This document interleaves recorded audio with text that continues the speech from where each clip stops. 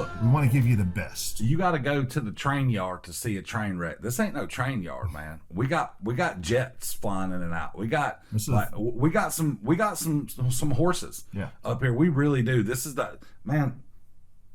this year's field, it was stupid. Right? Yeah, it was like, I really was like usually there's just a clear far and away winner, and like when you see him, you're like, oh dude, that's the dude that's gonna take it. And this year, man, and it really, to be honest, man, it came down to the finals, man. Totally did. We're gonna, as we close and as we make our way out of this, we're gonna get into some of that.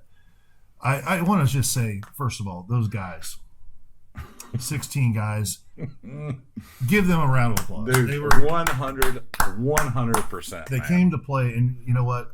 Every one of them was a gentleman backstage. That doesn't always happen. Oh, I know. And I'll tell you what, I have the biggest respect. I'm going to read off their names. Dan Wagner, Chadwick Gates, Mike Fitzner, gentleman from Switzerland, Brooke Wright, who was last year's champion. Yep. Ryan Roth, Jeff Crick Jr., Ron Tudor Jr., and Michael Collifer. They did not make the top 8. And you know what? Every one of them was a pro. And I just want to say thank you. I appreciate it. Listen, if it wasn't your night or just whatever happened, the fact that you took it like a man and were still a good human being, hats off. Yep, 100%. Thank you. And hey, look, I don't know how much specifically we can talk about, but from 8th place till 12th place, 4 points. Yeah. 4 points. That's how close everyone was. And like, I know some of the, and I hesitate to talk about guys specifically because I can't remember all of them. Like some of these guys I know, they've been here year after year. Yeah. Some of these guys I've seen at other places, right? Yeah. And, you know, for a couple of them, it just wasn't their night, man. Yeah. Just for whatever reason, man. Like I've been there. Yeah. We've all had our subpar days. For whatever reason, that's just it, right? And it's not even necessarily that it wasn't your night. Maybe it was just more somebody else's night. You know what I'm saying? Yeah. And sometimes you gotta be gracious enough to give someone else credit. 100%.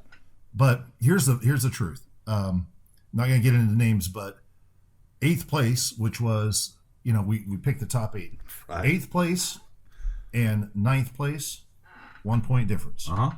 So that's just and one point, even as a judge, I think you got to say 1 point is super subjective. Dude, it totally across 3 judges.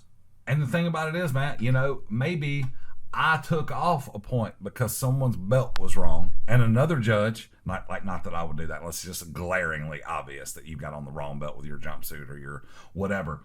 And another judge, like, he was completely totally blind and gave you like high marks for your. Speaking of which, Ryan talked a little about the judges' criteria, right?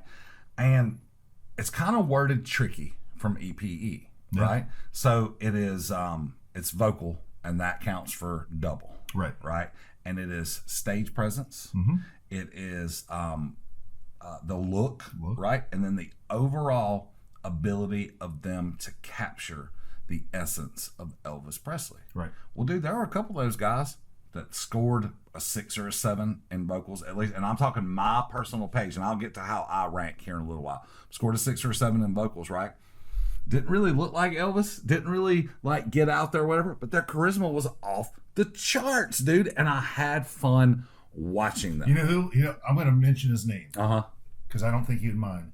This is a perfect example of someone like that. Casper Slee. That's exactly who I was thinking about, dude. He gets better every single time that I see him. But that dude, man, he's got a smile on his face. He's out there having a good time. And I mentioned at the last contest that twinkle, that Elvis twinkle that you see. Casper's got that twinkle. Casper Slee, he's from the Netherlands. Oh, he's so awesome. He's a good human being. I love him, and just, you know, communicating with him and whatnot has been awesome. But he is something special. I love that he told the joke after he was done performing, so it didn't count. He was like, I flew and I go into the plane and all the pilots were drinking alcohol. And I said, what are you doing? And he said, what? no big deal. Who's going to pull us over? Or something like that. He told the joke. I mean, he's just like, he's got that twinkle, and you can tell he's having fun. I think that's awesome. And that's a consistent reason why he makes it over maybe some that look and move maybe a little bit more, but he sells it on stage, man. And that's a lot of guys come out and they're super serious. They come out and they sing the back-to-back Hurt and Lord, You Gave Me a Mountain, right? Yeah. And you don't ever see the playful side. When I think of Elvis, my initial thought of Elvis is that roguish, that he didn't care about nothing but just rocking and rolling and whatnot, son. And that's what I think about when I see. So if you show me that when you come out on stage, like you're already being elevated. So the judges system is 1 through 10. Yeah. Okay. So the way that I look at it, a 10 is Elvis. If Elvis Presley walked out on stage for whatever era that you are doing, it would be a 10 straight down for Elvis Aaron Presley. Maybe shocked to learn I've never given a 10 in any category in any of the years that I've been judging. Wow. Never. Not one time, never. Yeah, that's awesome. 9, that's reserved for people who, again, if you'll notice me, if you're at the contest, a lot of times I will close my eyes. Yeah. I will just, and if I can think for 1 minute, wow, that does sound like Elvis. You might get a little bump. Most of my vocal run between 5 and 7. Like, very few 9s, almost never. And you have to hit, like, E-Rock. E-Rock can get an 8. E-Rock can walk out and just open up his mouth. If E-Rock is on, he can walk out and kill it. And I close my eyes and I'm like, golly, man, he sounds good. Yeah. But can't everybody do that, you know? And even though it's way up here for vocals, you know, the look, the move, and everything else, just not as up as the vocals are. And then some people are the opposite. So it's really a tough balance for us to do that. Yeah. I can. It would be so difficult, in my opinion. It's something I don't ever want to do, and I don't think that I'll ever have to watch an individual perform. You can watch and perform, or watch and evaluate anyone on a one-to-one basis. Like, okay, you performed, this is what I think of it. This is my score sheet. But when you're judging a field of 16, I think that's got to be so difficult to really be able to, like, because there's a pecking order. Right, there is. And the fact that you want to get it right is awesome. Let me ask you, do you think the judges got the right winner this year? I do. Yeah. I do. He was the most show ready. Yeah, Timmy. Timmy Hedrick. He was the most 100%, like, everything that he did was right where it needed to be. Everything, like, he was by far the most stage ready contestant. And I will say this, the second and third place winners, and even the fourth place winner, dude, it could have very easily switched. It very easily could have been any different one of those.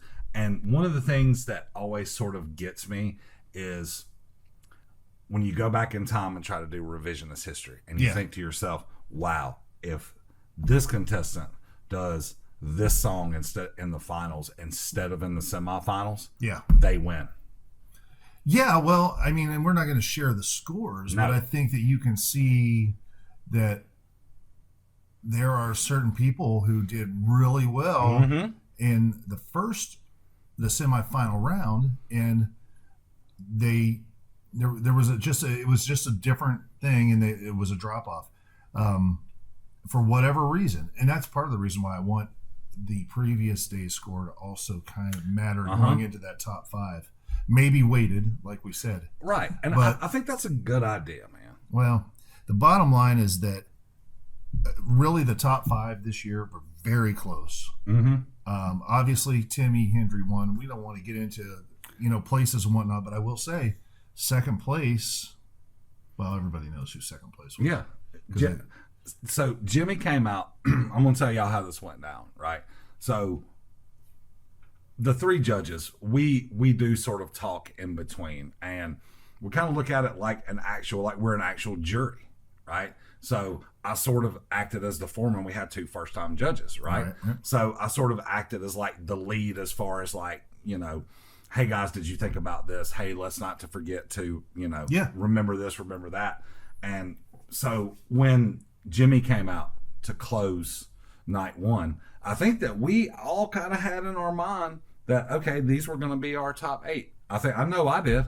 And then he came out and I was just like, wow, man. Yeah. That dude is like, that dude's like this close from being here, you know, just so. And the judges really liked him. We really, really I'll tell you what,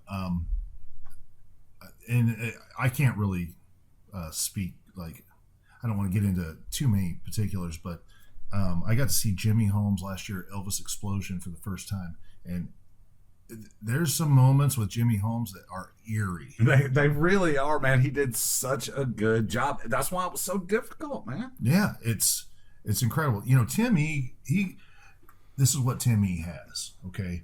Number 1, he's big, broad-chested. Much of a man, yes. Yeah, just like, yes, boy. Hey, baby, here I am. And he's got the big voice and good look and everything. He's just got, it's hard to compete. And I even said during the contest, I've competed against Timmy, and it's not easy to do because he's a presence. And he has done the reps. He has the stage time. Muscle memory. These young bucks, Jimmy Holmes, Riley Jenkins, Moses Snow, even like the Alex Mitchells, Josh David, like all the Casper, all these guys, so they don't have the stage time that Tim E has had, or myself. And I say this all the time, man. I knew when I first started this, I had to have stage time, and only through like stage time do things start clicking. It's not about that stage time. That stage time is not necessarily about singing or sounding like Elvis. It's about developing a confidence, not an arrogance, a confidence that there's nothing that can be thrown at me that I can't adjust to, handle, figure out. And just because of that you're not going to be thrown, it is the same twinkle in your eye that Elvis had that allows. Because when I watched Elvis, you call it a twinkle in your eye. I always call it like, I'm not sure what he's going to do next.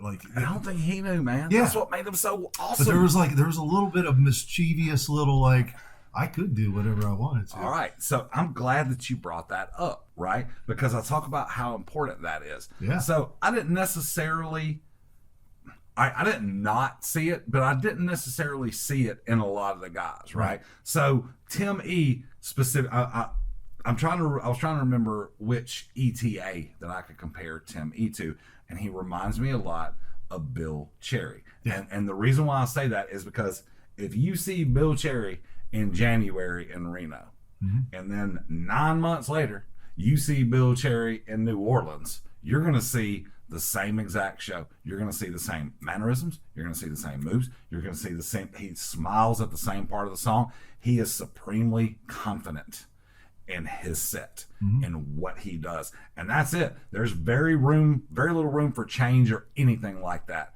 in Bill's, because he got it down to what he needed to do to accomplish his job. And I feel that Timmy kind of did the same thing. Like, he knows what sells, he knows what to do, and he knows which things that he needs to hit. These younger guys that are coming up, as soon as they figure that out, man, they're really going to be a force to reckon with, especially Riley and Moses. So I'm excited about them. Dude, I really am excited. And man, that 50s sort of just Elvis, just kind of, son, man, what an awesome job, man. The best thing about Elvis in the 50s, and this is just my opinion, he didn't know that he didn't know. 100%, dude. That they call it like when a young team or a young athlete goes on a run, They don't know that they're not supposed to be there. They're kind of Right. paying house money, right? They get their foot in the door, and then boom, they go. And he said the right things. Elvis said the right things. He was always like, I just don't want this to go in, man. You know, like, And he was raised, being honest. He was raised right too. Like he knew what to say. But there's a point where he didn't know what was really happening. And that moment in time is so special. I mean, you can literally tell when that light switch was turned on and he did get it, you can totally tell. And from someone who's watched so much video, you can I like literally could probably go through the dates and say, well, it happened sometime in this 3-month period. Oh yeah, something happened, but right before that switch got turned on, and then he realized, oh, it's awesome. It's awesome. And you can kind of see it with these younger guys. They're still feeling their way. They're dabbling in all the old Sun Record stuff. Yeah. They're dabbling in all the early RCA stuff, right? And they're trying to find which ones that they can really kind of they can really just kind of kill, right? So I want to see those. I also, dude, I liked Alex Mitchell. Like, Yeah. I thought that Alex, excuse me, I thought that Alex had a great voice. I thought he had a really good look. I think that the more he works at it and the more he gets those reps in, the more that he could be like a top 3 legit threat. I felt he had a lot of charisma. Yeah. Like I really like he's much of a man. You know, he's one of those guys that walks out and you're like, all right, I can buy that dude as Elvis. You know? Dude. My phone. Hey, that is Patty. Patty Ferrulli from Legends in Concert texting me right now. Oh, Patty. Patty. Sit in the corner. That's right. Love you. Alex Mitchell is it's funny because I love the guy. He literally though came as a kid when I was in Myrtle Beach. Really? He came to the shows all the time and he was like, that's how he got started. And I've watched him. Dude, did you hear him sing My Way? Yeah.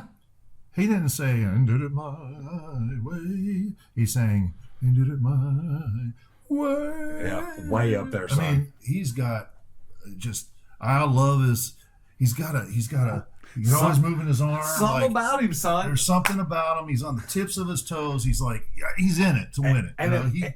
He's got something. He may represent that frenetic energy that we were talking about that Elvis had, that you didn't know what he's going to do. And he's just easing around and he's just doing his thing, man. And he has a little smirk on his face, too, that's like, it's got a little mischievous. He does. He really does. Cool. And I'll tell you something else, too. Look, so I was looking down here at my top 8 list, and I said something good about every person except for Josh Davis. Let me tell y'all something about Josh Davis.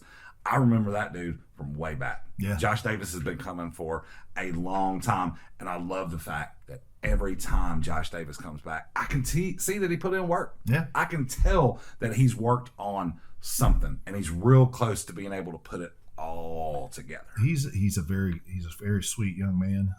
He's so professional. I love his professionalism. But what's really cool is about the interviews that we do and whatnot. He's gotten so much more comfortable with all that stuff, and you see him kind of just growing and continuing to grow into himself in this ETA world. And he's got an amazing voice, dude. He looks great on stage. Yeah, dude, he does. He's really close. And I feel like he's one of those guys where he's going to have his best night in a field that is designed for him to really stand out. Like, you know, we had some unexpected surprises this year with the 2 younger guys. Yeah. You know, otherwise, you know, Josh is right up there at the top of the field with these other guys. So, you know, everybody that made it to the top 8, they're all there for a reason. They all deserved to be there. Yeah. And I mean, the scores are so close in the semifinals. Stupid. I mean, it really is, y'all. It really is. Yeah. It's just, I mean, it's so ridiculously close that, Did you have to do a recount? That we have like 4 people verifying, and there's a couple ties in there too. I won't get into it, but there's a couple ties. I believe it, man. They could have been very interesting had it been just a little, Also, guys, another helpful hint. for next year. Like I told y'all about listening to what we say, right? Okay, so when we get our airtime, it's what 20 seconds, 30 seconds, something like that to answer a question, right? I know that all y'all see those little pamphlets, the little brochures, the show bills that are handed out. I believe they have our bio on those. Yeah. Take a look at those bios, and once they announce, like, go online and sort of see what these folks have said about Elvis in the past, because then you would know that Doug Gabriel has a massive voice. Yeah. Doug Gabriel loves him some Elvis Presley. Yeah. Doug Gabriel was super hard. I'm talking about West German Olympic judge hard on the vocals, right? Because that's what he was looking for, man. And he was, dude. He was really like, and again, Doug's one of those dudes like me that really sort of like, it's important for us to sort of stop people that, want to taint the legacy of the king of rock and roll, son. We can't be having that. And I thought it was interesting too. Just as interesting as that, the one person backstage of the judges, after I'm trying to think here. I don't want to give anything away. A long story short, we were meeting, and Jack Knutson said, "I got chills. I got chills." I'm not going to say who he was watching or whatever, but I got chills. And man, to hear that, like, these guys were so invested. I appreciate you, man. Thank you. It's my pleasure to do it. Like, it's a lot of, it's a lot. It's like, because it's a Saturday night and then it's a Sunday. And, like, I'm on the air. So my show is on the air Monday through Friday from 6 a.m. to 9 a.m. All right. So I get up at 3:30 every morning. Okay. I'm in the bed between 7 and 9 every single night. The contest don't start till 7, right? So, like, I have to invest time. I have to make sure that I get my nap in and that I get in. But the thing about it is, I love doing it. I love doing it so much. And even so, before I was a radio personality, I worked for the newspaper here in town, right? So I covered a boatload of these contests before I ever judged. So I think of all 15 that have been, I think there's 3 that I missed out on. Oh, wow. I think that's it. We've got to do this again, man. I tell you what, I really appreciate it. Not only because you're involved in this, but the times I've been on your show, and just the fact it's easy. It is, dude. It's 100%, because we're just chatting, right? And when I got here today, Ryan was like, "Look, man," he's like, "We want to keep it very casual. We want to keep it very, sort of loose." And I'm like, "Okay, so basically, if I stop by the theater and sat in the dressing room and we just put microphones and turn them on, we would talk about." And he's like, "Yeah," and I really tried to be as honest as I could. And there again, man, like, I tried to stay upbeat and positive, because I could get nitpicky, but it's not about nitpicking. It's about lifting everybody up so they can do better. Because I want to see more. I want to see these guys come back next year to see how much they've improved. I want them to be like, "Hey, Tubby, I'm coming for you. I want your vote." And I'm like, "All right, let's go." That's awesome, man. So, see, guys, that's exactly. I don't know that there's ever been a situation where a judge in any of these contests have come on, talked, been more transparent. My pleasure, man. And also, ironically enough, Ben is telling you he's on your side. I am. I love y'all. I want to see y'all go to bigger and better things. The person that we pick, I want to be like, that is my boy. Yeah. Right? That's our boy right there. That's what we need, baby. My boy. Branson Elvis Festival, like the ultimate winner.